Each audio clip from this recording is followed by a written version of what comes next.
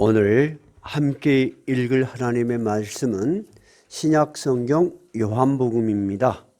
신약성경 요한복음 20장, 제가 가진 성경은 183페이지입니다. 20장 11절부터 18절까지 같이 읽도록 하겠습니다. 신약성경 요한복음 20장 11절부터입니다. 다 찾으셨습니까? 같이 읽겠습니다.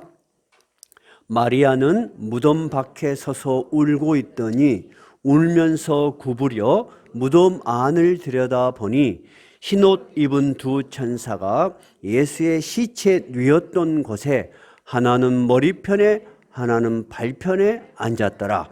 천사들이 이르되 여자여 어찌하여 우느냐?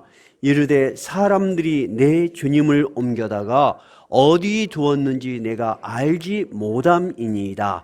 이 말을 하고 뒤로 돌이켜 예수께서 서 계신 것을 보았으나 예수이신 줄은 알지 못하더라. 예수께서 이르시되 여자여 어찌하여 울며 누구를 찾느냐 하시니 마리아는 그가 동산지기인 줄 알고 이르되 주여 당신이 옮겼거든 어디 두었는지 내게 이르소서. 그리하면 내가 가져가리이다. 예수께서 마리아야 하시거늘 마리아가 돌이켜 히브리 말로 라보니 하니 이는 선생님이라는 말이라. 예수께서 이르시되 나를 붙들지 말라. 내가 아직 아버지께로 올라가지 아니하였노라. 너는 내 형제들에게 가서 이르되 내가 내 아버지 곧 너희 아버지 내 하나님 곧 너희 하나님께로 올라간다 하라 하시니 막달라 마리아가 가서 제자들에게 내가 주를 보았다 하고 또 주께서 자기에게 이렇게 말씀하셨다 이르니라. 아멘. 지난 주일 우리 고난주간이었습니다. 지난 주일 설교는 예수님이 로마의 총독 빌라도 앞에서 재판을 받는 과정을 살펴봤습니다. 빌라도는 예수가 로마법에 의해서 전혀 죄가 없다는 것을 확신할 정도로 알았습니다. 그런데 유태인들이 이 빌라도가 예수를 풀어주려는 것을 알면서 막 소리를 칩니다. 그것이 19장 12절에 붙어 있었던 얘기예요. 그들이 뭐라고 소리칩니까? 네, 12절부터 보면은 이렇게 소리를 지는 거죠. 우리는 로마의 황제 가이사 외에는 왕이 없습니다. 그런데 자기를 왕이라 하는 이 예수는 로마 황제에게 대항하는 반역죄입니다.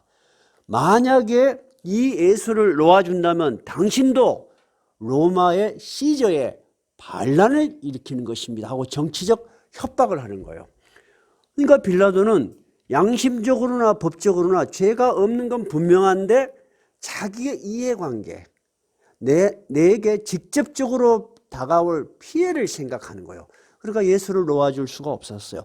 그래서 양심의 고통을 느끼면서도 결론은 19장 16절이었죠. 16절 읽어봐요. 이에 예수를 십자가에 못 박도록 그들에게 넘겨주니라. 즉 예수 로마법 의해서 사형 사형 언도를 한 사람이 되었습니다.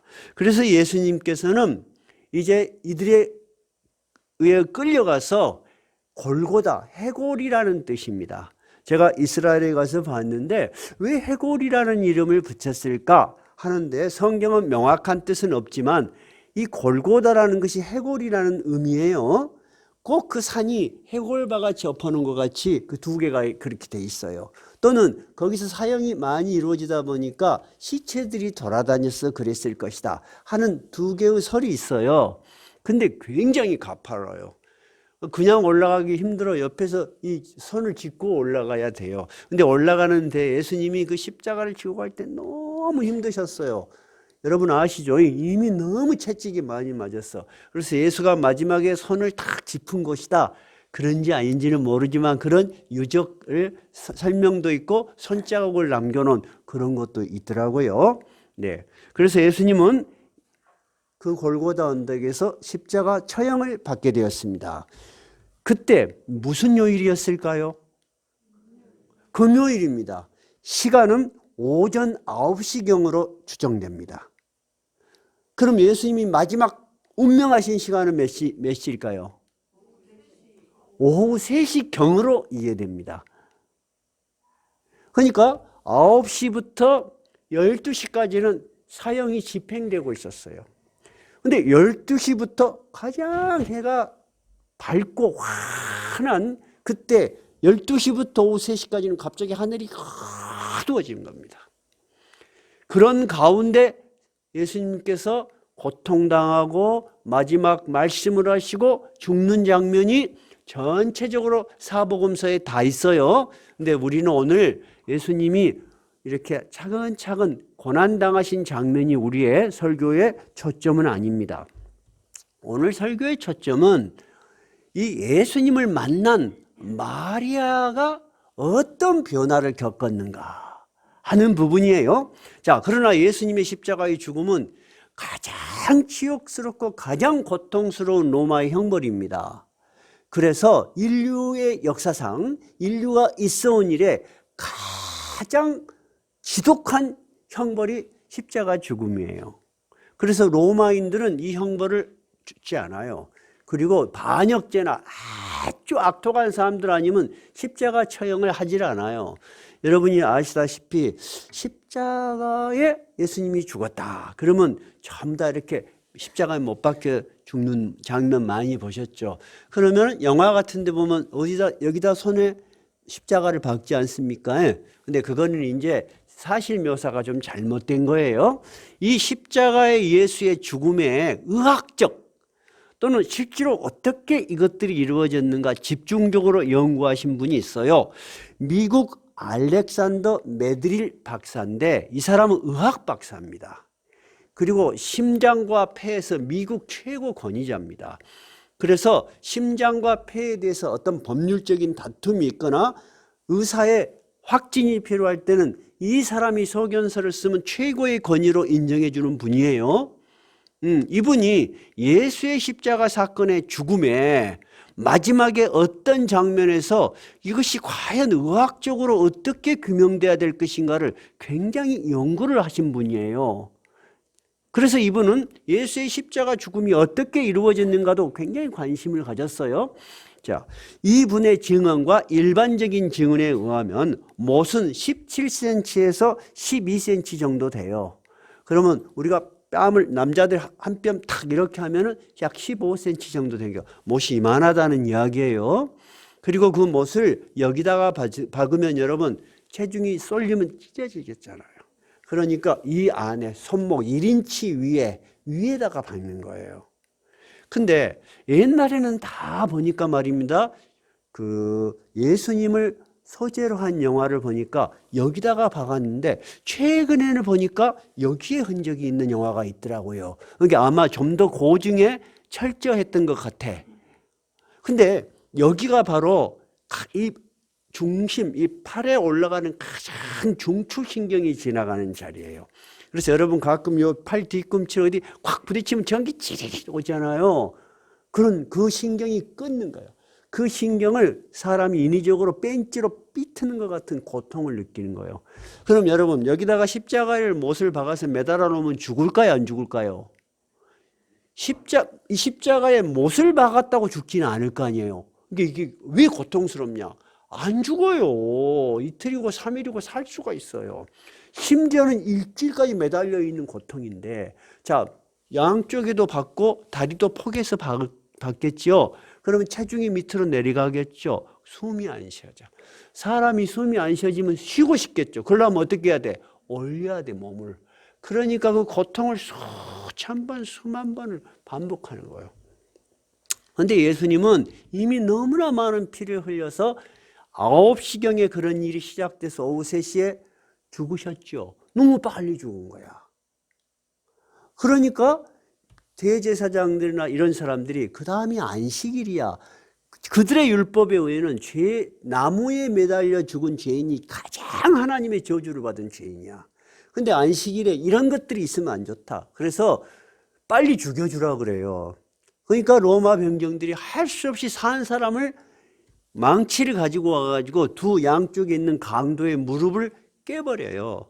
그러면 여러분 이 무릎을 깨버리면 그 정상적인 고통을 어떻게 견디겠어요? 그러니까 그런 충격에 의해서 죽을 수도 있지만 좀 더 고증을 들어가 보면은 무릎이 깨져버리면 여러분 몸을 올릴 수가 있어 없어? 없지. 몸이 처져버리면 숨을 못 쉬는 거예요. 그래서 두 사람은 무릎을 깼어요. 근데 예수님은 그러려고 와서 보니까 이미 죽어본 거야. 죽어본 사람을 깰 수가 없어.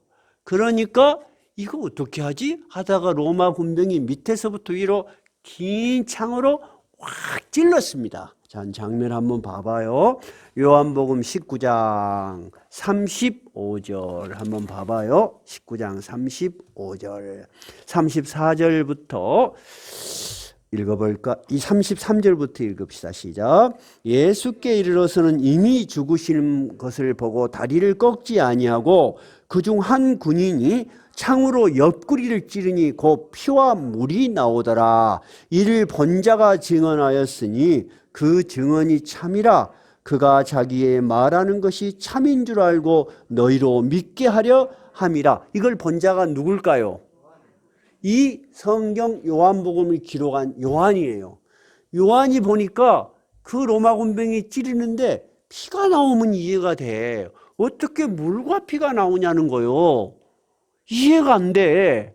그러죠? 근데 이 알렉산더 메드릴 박사는 주 전공이 뭐라 그랬죠? 폐하고 심장이에요. 그러면 그 매달려 있는 예수를 긴 창으로 찔렀다면은 심장과 폐가 관통됐다는 거예요. 그런데 사람이 너무나 고통을 받으면 어떻게 되냐? 심장에 심낭삼출이라고 물이 생겨 고여. 그리고 폐에도 늑막삼출이라고 해서 물이 고여. 그래서 이 요한의 증언이 의학적으로도 정확하다. 그럼 예수님이 그 고통을 받으면서 몸 안에가 이미 인간으로서 받는 최악의 고통을 받고 돌아가신 거예요. 그래서 제9시, 즉 우리 시간으로 오후 3시에 마태복음 27장에 있는 거예요. 예수께서 크게 소리질러 이르시되 엘리 엘리 라마 사박다니 하시니 이는 나의 하나님 어찌하여 나를 버리셨나이까. 하나님의 아들이 이 세상에 가장 흉악한 죄인으로 어떻게 나에게 이런 형벌로 하나님 당신의 뜻을 이루시려고 하십니까? 이런 얘기시죠. 예수님이 그렇게 해서 영원히 떠나가시니라. 인간의 생명은 끝나신 거예요.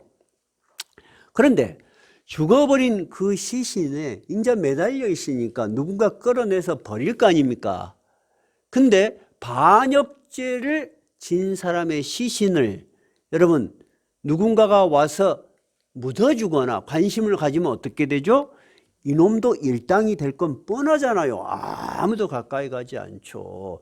여러분 조선시대만 해도 반란을 일으켰다고 몇 족을 멸하던가요? 3족은 당연하고 8족까지도. 중국 같은 데서는 8족, 우리나라는 3족인데 실제로 더 많습니다. 그러니까 다 도망가 버리는 거예요. 그 사람은 성도 갈아버리고. 그래서 특이한 성들이 많은데 특이한 성들이 어디서 연유했을까 확실하지 않은 것들도 많아요. 자기 성을 바꿔버려야지 어디가 살겠죠. 그런데 이 예수님의 제자였는데 드러내놓지 못한 그 유대의 최고 공회원 산헤드린 공회원에 요셉이라는 사람이 있었어요. 이 요셉이 큰 결심을 한 거야. 그래서 빌라도에게 가서 저 시신을 나를 달라. 내가 장사 지내겠다. 그렇게 이야기를 해요. 빌라도는 여러분 예수를 죽여놓고 마음이 안 편하겠죠. 적어도 양심이란 게 다 있는 거니까 그러니까 허락을 해. 근데 또 한밤중에 찾아온 니고데모도 향품을 사가지고 이 두 사람이 같이 예수를 묻습니다. 근데 어디에 묻습니까? 누구의 무덤? 네? 요셉이 자기가 죽으면 쓰려고 미리 파놓은 새 무덤 한 번도 사람이 안 들어가 있어. 전에도 말했지만은 유대의 무덤은 두 가지입니다. 땅이 돌이 많아요. 그러니까 우리처럼 덮어놓고 그런 무덤이 아니에요. 그냥 돌무대기로 그냥 덮어버릴 수도 있고, 좀 돈이 있고 그런 사람들은 산 기슭을 파요. 바위를 파서 안에 동굴을 만들어요. 꼭 우리 교회 반 정도, 제가 들어가 보니까 우리 교회 한 4분의 1 정도 되는 그런 그 묘지였는데요. 사람이 쑥 들어갈 수 있어요. 조금 수그리면. 그러면 들어가면은 이제 이 시신을 천으로 싸가지고 그대로 집어 열 수 있는 이 벽 사이에 구멍이 뚫려 있어요. 이렇게. 거기다가 한 구, 여기도 한 구, 이렇게 해요. 그래서 다 이제 저 표현이 좀 그렇습니다만은 다 변질이 돼버리면은 또 처리하고 또 새로운 걸 넣고. 그러니까 이 무덤이 새 무덤이란 건 이해가 되죠. 누군가가 썼는데 시간이 오래돼서 또 치우고 또 쓰고 그러지 않고 이 요셉이 완전히 자기를 위해서 만들어 놓은 새 무덤이에요. 이제 그 예수님이 어디 묻혔는가 알겠죠? 그런데 이상한 것은 이 예수님이 죽을 때 십자가 밑에 예수님의 죽음을 쳐다보고 예수님하고 대화한 사람들이 있어요. 그 누구예요?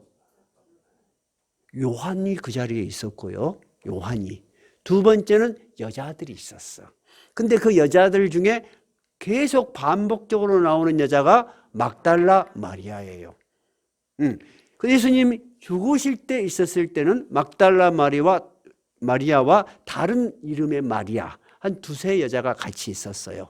근데 오늘 이 여자들이 예수님이 어떻게 되는가 보자고 끝까지 지켜본 거야. 죽었어. 그러니까 시신을 내려서 어딘가로 움직여. 여자들이 계속 절절절절 따라다녀. 여자들이 진짜 남자들보다 더 용기가 있는 것 같아. 그래가지고 그 무덤까지 위치를 확인을 해요. 여자들이 진짜 그런 것이 있어야지 여러분이 성경의 사실성에 대해서 여러분이 좀 더 실감이 나실 거예요. 여기 책갈피 꽂아 놓으시고 누가복음 23장 55절 책갈피 꽂아 놓으시고 누가복음 23장 55절 제가 가진 성경은 139쪽입니다. 55절 한번 읽어봐요. 자, 찾으셨어요? 시작. 갈릴리에서 예수와 함께 온 여자들이 뒤를 따라 그 무덤과 그의 시체를 어떻게 두었는지를 보고 돌아가 향품과 향료를 준비하더라. 이 여자들이 얼마나 예수님을 사랑하고 얼마나 마음이 아픈지. 예수님은 이렇게 죽었지만 우리가 인간으로서 그 예수님과의 관계를 생각할 때 우리가 그냥 이렇게 두려움에 떨고 있을 수만은 없는 거 아니냐. 우리 예수님의 시신에 향품이라도 발라드리자.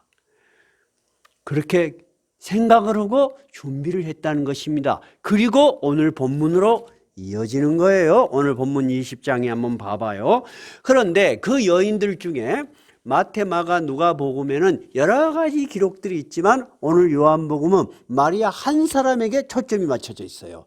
그래서 마리아가 이 예수의 무덤을 일찍이 찾아왔습니다. 그러면 이 마리아라는 것은 그냥 성경에 기록된 이름이고 원래 영어 발음은 메어리입니다. 우리 탐과 메리, 그때 그 메어리예요. 그 발음이 마리아라고 이렇게 발음하는 거예요. 근데 이 마리아라는 여자는 언제 그럼 예수님을 만났을까요? 뭐 하던 여자일까요?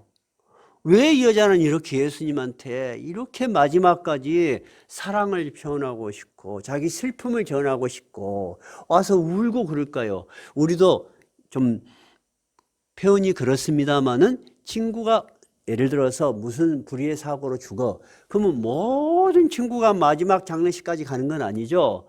특별하게 가까운 친구들이 화장장까지 가고 그러잖아요. 마리아는 굉장히 예수님에 대한 사랑이 깊었던 여자예요. 이 마리아는 원래는 이 갈릴리 서편 막달리네 지역, 막달리네라는 마을에 살던 이방 여자예요. 막달리네 지역의 이름을 붙여서 그냥 막달라 마리아 하는 거예요.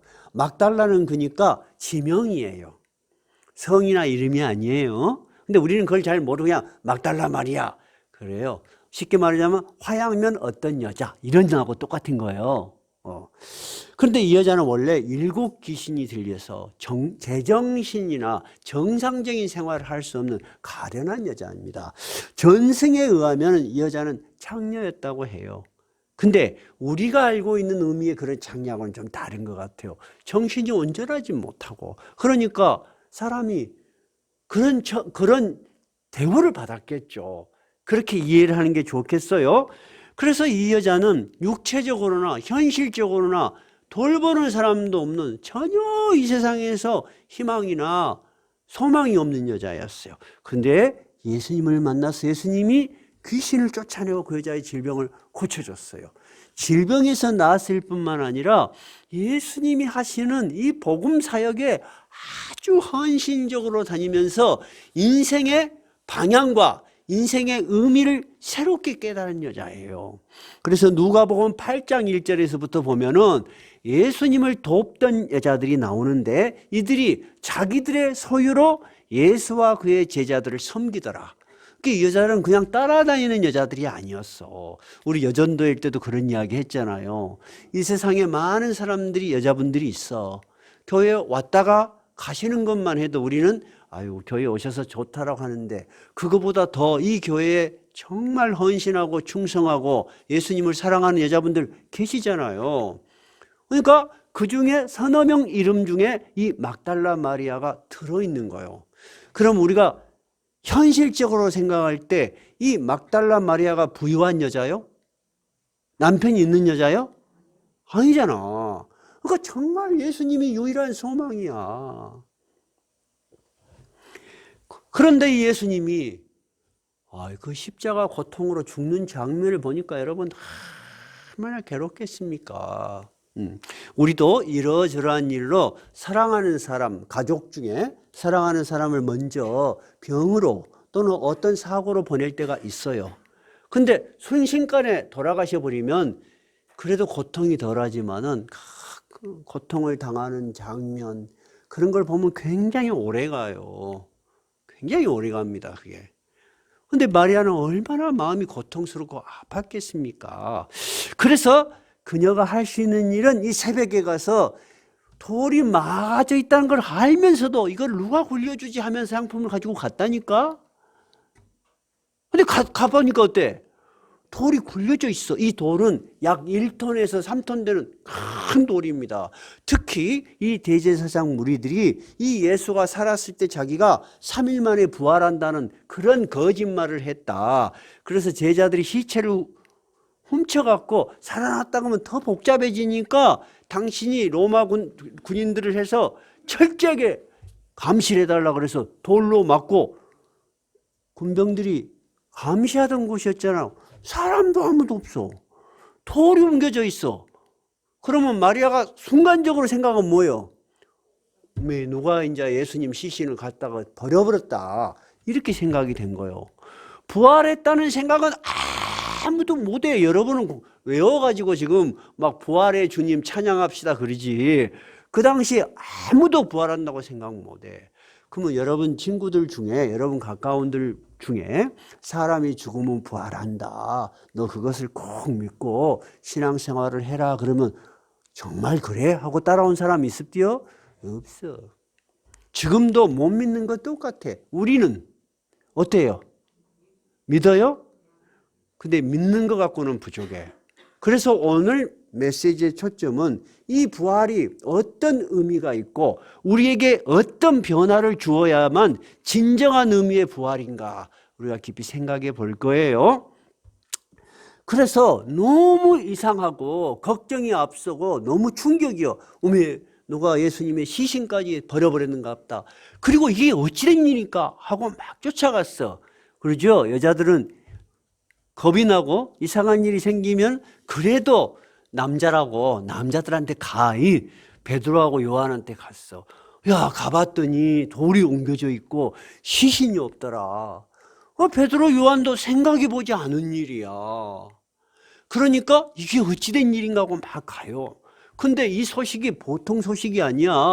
천천히 갈 수가 없어. 막 달려가. 근데 베드로하고 요한 중에 누가 젊어요? 요한이 젊어. 역시 젊고 볼 일이요. 요한이 먼저 도착을 했어. 근데 요한은 조심스러우니까 못 들어가. 겁이 났던 모양이야. 근데 베드로는 늦게 도착했는데 원래 베드로가 좀 다혈질이요. 베드로가 먼저 들어가서 봤어. 보니까 진짜 없네. 요한도 이제 할게. 요한, 예수님 시신이 정말 없다. 하서 보니까 예수님을 감쌌던 세마포, 우리는 옷을 입히죠. 거기는 뚫뚫뚫뚫 맙니다. 세마포로. 그게 그대로 개켜져 있고 머리를 또 따로 싸요. 머리 수건도 그 자리에 딱 분리돼 갖고 딱 있는 거예요. 여러분, 예수님 시신을 누가 훔쳐가려면 세마포를 일일이 벗겨갖고 머리도 수건도 벗겨놓고 가겠어? 아니면 다 들고 가서 어디다 속아가겠어요? 다 들고 가겠죠. 이거 분명히 이상한 사건이야. 그런데 그때도 베드로하고 요한은 예수님이 부활했다고 생각을 못했다는 거예요. 한번 읽어볼까요? 20장 9절 한번 읽어봐요. 20장 9절 시작. 그들은 성경에 그가 죽은 자 가운데서 다시 살아나야 하리라 하신 말씀을 아직 알지 못하더라. 여러분, 예수 안 믿는 사람들은요, 이 사실 자체도 알지도 못하고 인정은 둘째치고요, 알지 못한 사람이 너무 많아요. 그리고 다 뭐라 그래? 허무하다. 인생은 허무해.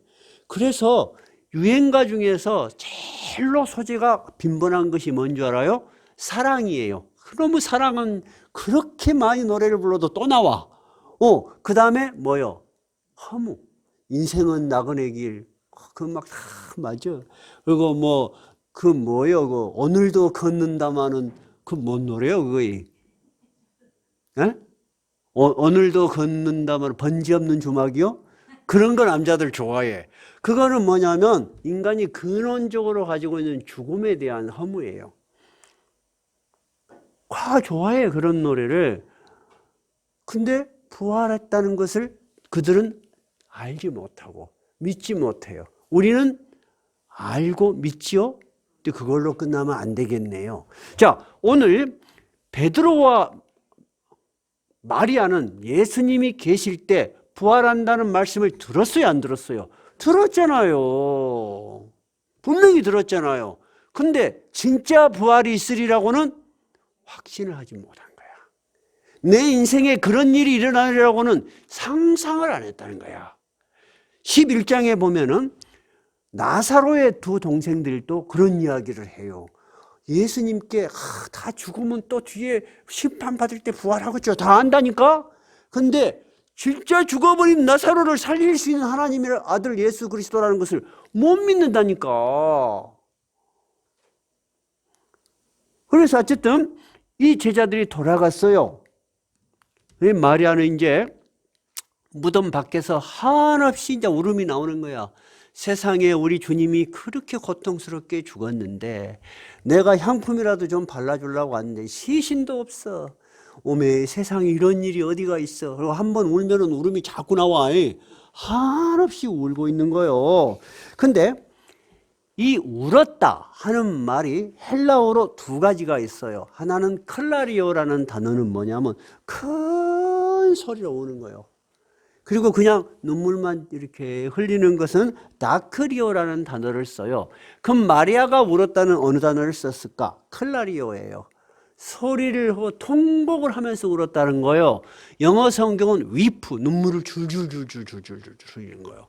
그러니까 얼마나 슬픈지 여러분 이해가 되시죠? 나도 한번 그렇게 울어본 일이 있다. 손 한번 들어보시오. 어디? 나도 한번 그렇게 울어본 일이 있다. 있으시잖아. 있어. 사람이 너무 감정에 복받치면 나가 왜 우는지도 모르고 막 눈물이 나와. 그렇게 한번 울어야지 사람이 그나마 안정이 돼. 하나님이 그렇게 만들어 놨나 봐, 인간을. 정말 그래요. 내 눈에 눈물이, 내 몸속에 이 눈에가 눈물이 얼마나 있는지 모르겠어. 그렇게 한없이 이럴 때도 저도 있었어요. 그래요. 지금 마리아가 그렇게 울고 있는 거예요. 그러다가 보세요. 가시구란을 들여다보니까 흰 옷 입은 두 사람이 예수의 머리, 발 위치에 두 사람 있는 거야. 이때만 해도 천사인 줄은 몰라요. 그래서 이 사람들이 물어봐요. 여자여, 왜 우냐? 그러니까 마리아가 13절에 사람들이 내 주님을 옮겨다가 어디 두었는지 내가 알지 못합니다. 그래서 울고 있습니다. 이런 이야기해요. 근데 마리아가 무덤을 안을 보고서 지금 하는 이야기죠. 근데 무덤 밖에 또 인기척이 나는 거예요. 그런데 무덤 밖에 있던 어떤 한 사람이 다시 묻습니다. 15절이죠. 예수께서 이르시되 여자여 어찌하여 울며 누구를 찾느냐 이렇게 묻는 거야. 그러니까 이제 무덤 밖에 있으니까 이 산을 지키는 동산지기인가 보다. 이 동산지기가 모든 관리를 하겠죠. 그러니까 마리아가 하소연을 합니다. 이르되 주여 당신이 옮겼거든 어디 두었는지 내게 말해 주십시오. 그래야면 내가 가져가겠습니다. 이런 이야기예요. 근데 그 사람이 이 여자의 이름을 부릅니다. 뭐라고 부르죠? 16절 예수께서 마리아야. 자기 이름을 안다는 것도 신기하지만 어디서 들어본 음성 같지 않겠습니까? 딱 돌이켜보니까 누구요? 예수님이요. 그러니까 자기도 모르게 탄성이 튀어나오는 거예요. 뭐라고 탄성이 튀어나오요? 라보니요. 우리 랍비라는 말 많이 듣죠? 랍비는 선생님이라는 뜻이에요. 라보니는 선생보다는 더 존칭입니다. 나의 선생님이시여. 그런 뜻이에요. 너무나 반갑고 놀랍고 이거 어떻게 표현해야 되겠어요, 여러분? 꿈인지 생신인지 모른단 말이 맞겠네요. 우리나라 말로는. 그러니까 너무 반가우니까 예수님을 붙잡으려고 그래. 예수님이 붙잡지 마라고 하는 거예요. 붙잡지 마라. 17절 읽어봐요. 예수께서 이르시되 나를 붙들지 말라. 내가 아직 아버지께로 올라가지 아니하였노라. 즉 예수님께서 하시는 말씀이 이 마리아가 라보니요 막 달라들고 하니까 예수님이 이 마리아가 아직도 부활하신 이전에 자기가 따르던 예수님으로 알고 있는 마리아를 자제시키는 거예요. 이제 나는 네가 알고 있던 그 예수가 아니고 영원하게 너하고 같이 있을 너의 스승이 아니다. 나는 조금 있으면 아버지 나로 갈 것이다. 그러니까 마리아야 진정해라 하시면서 이제 너는 옛날에 나로 이해하지 말고 너에게 주는 새로운 사명으로 나를 이해하고 나와 관계를 가져야 한다 하는 이야기예요. 그 마리아에게 여러분 사명이 주어졌어요. 무슨 사명이에요? 너는 내 형제들에게 가서 이르라. 오늘 설교 제목이에요. 오늘 설교 제목이 뭐예요? 너는 내 형제들에게 가서 전하라. 이것이 여러분 오늘 부활절 메시지요. 내 형제들에게 가서 뭐를 전해래요? 내가 내 아버지 곧 너희 아버지, 내 하나님 곧 너희 하나님께로 올라간다 하라. 이 말이 뭔 말이냐면 내가 죽고 부활함으로 나의 아버지가 너희 아버지가 되었고 그 말이에요. 나의 하나님이 너희 하나님이 되었다. 그럼 예수님하고 우리는 누구요? 형제예요. 그러니까 우리가 형님 예수님이야. 우리는 이제 한 형제가 되었다는 거야. 여러분 이것이 바로 부활의 메시지가 주고자 하는 거야. 예수님이 부활했다는 사실은 역사적 사실을 우리가 믿죠. 그 다음에 우리는 더 신앙의 세계로 들어가면 어떻게 해야 돼? 그로 말미암아 우리는 하나님과 예수님과 우리는 한 가족이 된 거야. 그래서 우리가 기도할 때 하나님 아버지, 여러분 얼마나 좋습니까? 우리 김영애 권사님이 그런 말씀을 하셔요. 한 몇 년 전에 목사님 제가 설교 듣고 참 그 대목이 너무너무 좋았어요. 하나님 아버지, 우리가 늘상 하던 기도지만 늘상 하는 단어지만 이 단어 안에 깊이 있는 정신이 우리에게 깊이 들어올 때는 생명력이 되는 거예요. 여러분 제가 지금 설교를 뭘로 하는 거예요? 말로 하죠. 이 말이라는 것은 여러분 많은 사람이 들을 수 있어. 근데 여러분과 내가 하는 말은 이 안에가 생명이 있어. 그래서 우리 유양자 권사님이 그런 말씀을 하셨어. 목사님 설교를 들었을 때 그 감동이 너무 좋아서 다시 한번 집에 가서 성경을 봤을 때 똑같은 감동이 안 느껴진다는 거야. 그 정상이에요. 이 설교 중에 성령의 임하심, 성령이 함께 하신 능력은 대단한 거예요. 그렇지 않으면 설교자를 따로 세울 필요가 없어요, 여러분. 그런 사명이 아니면 설교자로서의 사명과 역할과 권위가 존재할 수가 없는 거예요, 여러분. 예수님께서 마리아에게 이야기하는 것은 네가 알고 있던 예수와 부활 후의 예수는 다르다는 거야. 네가 그렇게 이해해야 한다는 거예요. 이해하시겠죠? 지금부터 우리는 부활을, 역사적인 사실을 넘어서 예수님이 부활하심으로 어떻게 됐다고요? 예수님의 아버지가 우리 아버지가 되었고 그의 하나님이 우리의 하나님이 되었다. 이 사명이 우리에게 주어진 거야. 너만 알고 있지 말고 가서 전하라. 그러니까 여러분, 마리아가 그렇게 조금 전만 해도 눈물을 펑펑펑펑 하고 울던 마리아가 여러분, 새로운 사명과 새로운 소식, 새로운 심령의 변화를 받고 어때? 너무너무 기뻐. 그래서 아마 내가 봤을 때는 발이 어떻게 땅에 닿는지 모르고 달려갔을 거예요. 가서 뭐라고 말했어요? 19절 시작. 18절이군요. 막달라 마리아가 가서 제자들에게 뭐라고 했나고요? 내가 주를 보았다 하고, 첫 번째 역사적 사실, 두 번째 또 주께서 자기에게 이렇게 말씀하셨다 이르니라. 우리는 교회를 오래 다녀서 역사적 사실은 모르는 사람 아무도 없어. 신학 지식이 깊어지면은 그것은 알미에 그치는 거예요. 그런 사람 너무 많이 봤어요, 제가. 알미 나를 변화시키지 않고, 알미 나를 흥분시키지 않고, 알미 나를 기쁘게 하고, 알미 내가 전하고 싶은 복음이 되지 못한다면은 여러분은 그냥 그걸로 그치는 거야. 부활의 주님을 만난 것이 아니라니까. 역사적 사실을 들어서 외우고 있을 뿐이야. 여러분, 부활의 의미라는 것은 여러분, 우리를 새로 살리는 것입니다. 이 마리아를 보세요. 얼마나 슬피 울었습니까? 소망도 없고 미래도 없는 여자잖아요. 근데 예수님의 부활을 봤을 뿐만 아니라 이 사명을 받으니까 얼마나 기쁘게 가서 전합니까? 그래서 내가 부활의 주를 보았고 나에게 이 말을 하셨다. 이 두 가지가 여러분, 부활을 저를 만난 우리가 해야 될 두 가지 분명한 역할이에요. 하나는 사실에 대한 인식이에요. 두 번째, 그 사실이 갖고 있는 내용이 뭐냐고 하는 거예요. 우리가 이사야 53장 한번 찾아볼까요? 여기 책갈피 꽂아 놓고요. 이사야 53장, 일단 찾아 놓으십시다. 그래서 이 마리아가 예수님으로부터 받은 사명이 이 지구상에서 이 역사 이래로 최초의 부활을 전한 여자가 되었습니다. 여러분, 이 마리아가 그러면은 역사상 위대한 인물이 아니요, 진짜 위대한 인물이요.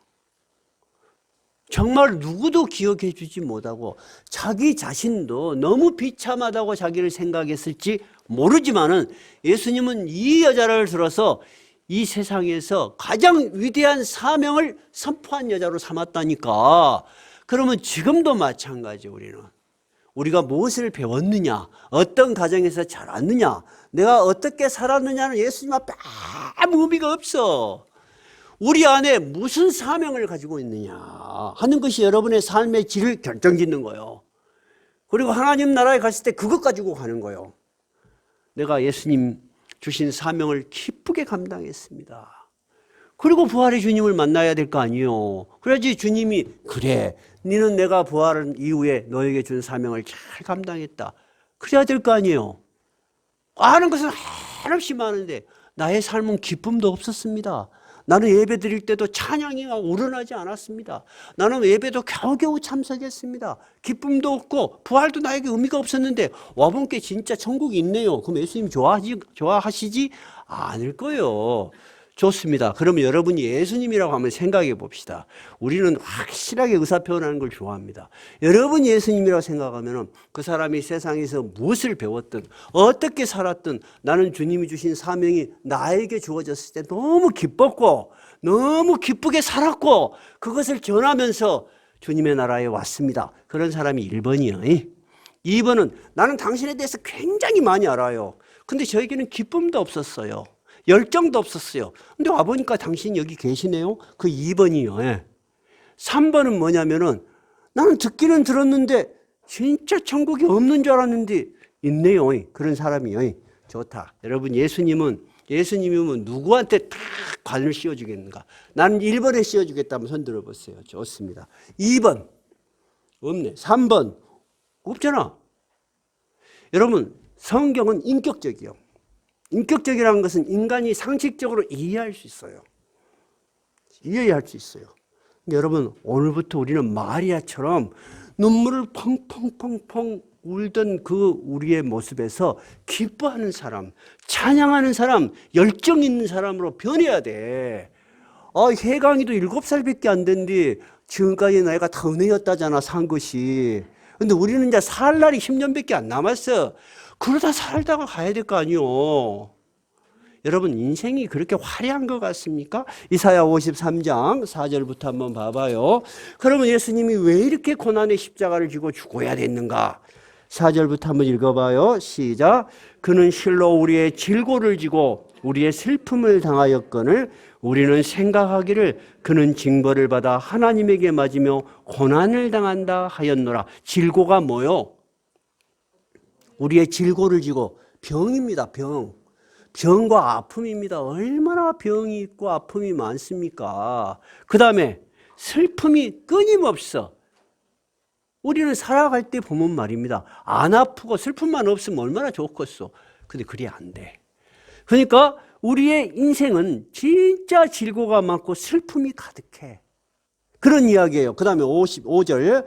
그가 찔림은 우리의 허물 때문이요 그가 상함은 우리의 죄악 때문이라. 그가 징계를 받음으로 우리가 평화를 누리고 그가 채찍에 맞음으로 우리는 나음을 얻었도다.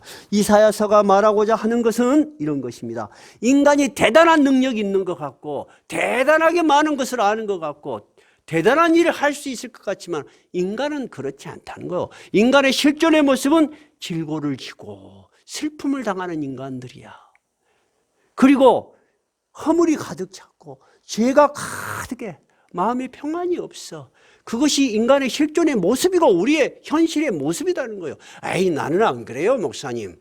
그런 사람 한번 손 들어보시오. 없지. 나는 손 안 들 거예요. 이게 나는 맞다고 봐. 이게 맞아. 그리고 맞았어. 지금까지 살아보니까. 그럼 앞으로 10년은 안 그럴까? 더 그렇지 않겠습니까? 나이가 막 들어가는데 나도 벌써 심장 스텐트 시술을 했지, 수술을 받았지. 여러분 다 그렇지 않겠어요? 우리의 질고를 지고 우리의 슬픔을 감당하고 우리의 허물이 있고 우리의 죄악이 있는데도 우리는 길을 몰라. 그래서 방황하고 살았어요. 그런데 예수님께서 5절에 그가 상함은 누구 때문이다? 우리의 죄악 때문이라. 그가 징계를 받음으로 우리는 평화를 누리고 그가 채찍에 맞음으로 우리는 나음을 얻었도다. 우리가 진정한 평화를 누리는 것, 우리가 진정으로 나음을 얻는 것은 십자가에서 죽었던 예수를 바라보며 그가 우리를 위해서 이 일을 하셨다는 거예요. 그리고 그가 부활하심으로 이 일을 할 수 있는 능력이 있다는 걸 우리에게 확실히 보여줬다는 거야. 자, 그것이 바로 6절이에요. 읽어봐요. 우리는 다 양 같아서 그릇 행하여 각기 제 길로 갔거늘 여호와께서는 우리 모두의 죄악을 그에게 담당시키셨도다. 우리의 모든 죄를 그에게 몽땅 뒤집어 씌워서 십자가에서 죽으시고 이제 이 약속을 지키겠다 하는 의미로 예수를 살리셨다는 거예요. 그러니까 여러분 마음에 슬픔이 있으세요? 빨리빨리 십자가 앞에 가서 엉엉 울어불고 빨리 털어버려. 좋겠죠? 좋아. 진짜로 회개의 눈물을 깊이 흘리면 진짜 영혼의 편안함이 오요. 그럼 그 다음에 죄 안 짓나? 짓지. 그러면 또 회개해. 또 지면 또 회개해. 우리가 그런 존재밖에 안 돼요. 대단한 존재 같아도 요즘말로 진짜 웃기는 소리예요. 인간은 정말 질고를 지고 연약하고 슬픔으로 가득해. 다 아닌 척하는 거야. 내가 강한 척하는 것이고 나는 뭐가 있는 척하는 거고 내가 고고한 척하는 거야. 껍질만 하나 딱 깨면은 다 똑같아. 그러니까 우리는 그 어떤 것에도 우리의 진정한 삶의 목표를 두면 안 돼요. 우리가 진정으로 삶의 목표를 어디다 둬야 돼요? 예수 그리스도의 십자가의 고난과 부활에 둬야 되는 것입니다. 그래야지 우리가 평화를 얻을 수가 있습니다. 그렇지 않으면 시류에 흔들리고 이 말이 흔들리고 저 말이 흔들려. 진리의 기준을 예수 그리스도의 고난과 십자가의 부활에 딱 둬야 돼. 알겠죠? 그래야지 마리아처럼 회복이 될 수 있는 것입니다. 오늘 주님은 마리아에게 부활하신 자신을 보여주시면서 마리아, 네 봤지? 나 예수님 살아났다고 말해라. 그렇게까지 그 말씀 플러스 뭐를 했어요? 사명을 주셨어요. 어떤 사명? 내 형제들에게 이 소식을 전하라. 그래서 이 마리아가 예수의 부활을 첫 번째 전한 여자가 되었고, 이 복음을 받은 그의 제자들이 또 전했겠죠. 또 전했겠죠. 그래서 얼마가 지났어요? 2000년이 지나서 오늘 우리도 성찬식도 하고 이 부활절을 지키는 것입니다. 얼마나 여러분 위대한 것입니까? 그러면 하나님이 우리를 위해서 세우신 고난과 예수 그리스도의 고난과 부활의 계획은 어마어마한 시간 속에서 지금 진행되고 있는 거예요. 2000년이 지났지만 여러분 전혀 변하지가 않잖아요. 오늘 이 부활의 메시지가 방금 말씀드린 것처럼 성경에 기록된 그 당시부터 2000년이 지난 지금도 우리에게 영원한 빛과 소망을 주고 있습니다. 정말 죽음으로 허무하게 끝날 우리들, 생각해 보면 너무 허무해. 이런 우리들에게 영원한 생명을 주신 하나님의 축복의 약속의 말씀입니다. 여러분은 정말 부활하십니다. 그러니까 눈을 감으실 때 이 세상 끝났다. 진짜 너무 억울해. 너무 허전해. 그러지 마시고 이제 정말로 하나님의 약속의 나라에 들어가는 거예요. 이제 내가 잠깐 고생했지만 하나님은 크게 갚으실 것이다. 그렇게 확신을 하셔야지 되는 것입니다. 오늘 말씀드린 대로 이 부활의 소식이 여러분의 단순한 성경 지식으로 끝나서는 안 됩니다. 오늘 이 예배에 참여한 우리 모두가 이제 우리 마음속에 있는 슬픔, 억울함, 분노 다 사라지고 뭘로 바뀌어야 되겠어요? 놀라움과 기쁨. 마리아가 그렇게 변했잖아요. 두 번째는 뭘로 또 변해야 되겠어요? 새로운 사명과 열정으로 변해야 돼. 그것이 여러분 가장 귀한 인생이요. 이 부활에 대한 의미가 오늘 여러분에게 감사와 찬양으로 드러나시기 바랍니다. 찬송가 171장입니다.